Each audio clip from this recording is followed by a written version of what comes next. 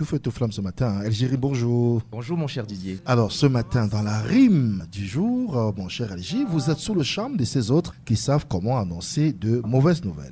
Ah oui mon cher Didier, il faut saluer le génie de ses conseillers, de présidents fondateurs. Ces voix qui lui susurrent qu'il est beau, qu'il est immortel, notre bon président, qui écrivent ses discours, lui pondent des rapports où tout va bien dans un pays où en réalité tout va mal, lui rappellent où il est et ce qu'il fait là. Mais le vrai génie réside dans l'attitude rare à annoncer de mauvaises nouvelles et à les faire accepter sans créer la panique qui, comme on le sait, est mère de toutes sortes de dérives et d'écarts. Lui aussi doué que des arracheurs de dents, ces experts de la manipulation peuvent se vanter d'être des oiseaux de mauvais augure, précepteurs de temps gris et d'orage, mais réussissant à promettre le malheur avec manière et grâce. Oui, leurs paroles, toujours dites au bon moment, est comme des pommes d'or dans des ciselures d'argent évangélique. Le procédé est tout juste prodigieux. En effet, comme dans un numéro de prestidigitation, le secret réside dans la diversion. Tout d'abord, susciter un sujet qui déchaîne les passions et donne du sang au peuple. Rien de mieux qu'un entraîneur aux abois et vivement contesté, un président de fédération voué aux gémonies, une prestation en demi-teinte, si ce n'est médiocre, des joueurs au dernier rendez-vous du football continental, des révélations choquantes d'un lanceur d'alerte et la mise aux arrêts d'un présumé violeur en série. Du jeu, du sexe et du sang pour occuper et endormir les esprits, même les plus avertis, qui se prennent alors à la farce en se joignant experts criminels, avocats, procureurs de la République, porte-voix des sans-voix et autres casquettes qui pourraient donner des likes à leurs posts et commentaires. La scène se joue à merveille sous le sourire